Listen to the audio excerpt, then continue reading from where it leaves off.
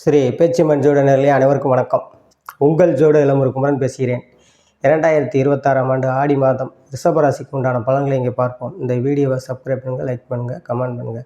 ரிஷபராசி நேயர்களே, ஆடி மாதம் உங்களுக்கு ராசிநாதன் சுக்கிரன் 4ஆம் இடத்தில் கேந்திரம் பெற்று வலுப்பெற்று இருப்பது வெகு சிறப்பான அமைப்பு.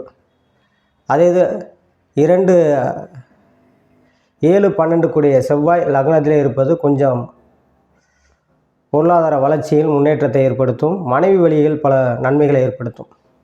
அதேமாரி செவ்வாய் சுக்கிரன் உங்களுக்கு போன்ற கிரகங்கள் வலிமை பெற்று இருப்பது, ராசிநாதன் வலிமை பெற்று இருப்பது வெகு சிறப்பான ஒரு முன்னேற்றங்கள். தொழிலில் நல்ல வளர்ச்சியை ஏற்படுத்தும், பொருளாதார உயர்வை ஏற்படுத்தும், கலைத்துறை சார்ந்தவர்களுக்கு நல்ல முன்னேற்றங்கள் கிடைக்கும்.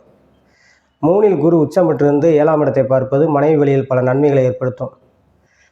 அல்லது திருமண வயதில் இருப்பவர்கள் ஆண் பெண் இருவர்களுக்கும் திருமணத்தை நடத்தக்கூடிய பாக்கியத்தை ஏற்படுத்தும். இந்த கலைத்துறை சார்ந்தவர்கள் அல்லது ஆடை ஆபரணங்கள், டெக்ஸ்டைல் சம்மந்தப்பட்டது, நகை போன்ற அந்த ஆடம்பர பொருள்கள் சம்மந்தப்பட்ட துறையில் இருப்பவர்களுமே நல்ல முன்னேற்றங்களை கொடுக்கும்.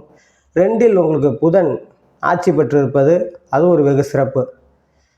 இந்த வார இறுதி வரைக்கும் இருக்கும். உங்களுக்கு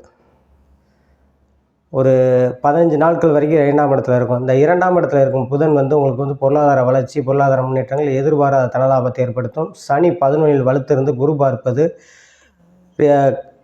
ரியல் எஸ்டேட் துறைகள், கட்டட சம்மந்தப்பட்டதுகள், இரும்பு சம்மந்தப்பட்டது, உருக்காலை சம்மந்தப்பட்ட துறைகள் புறாமே நல்ல முன்னேற்றங்களை கொடுக்கும்.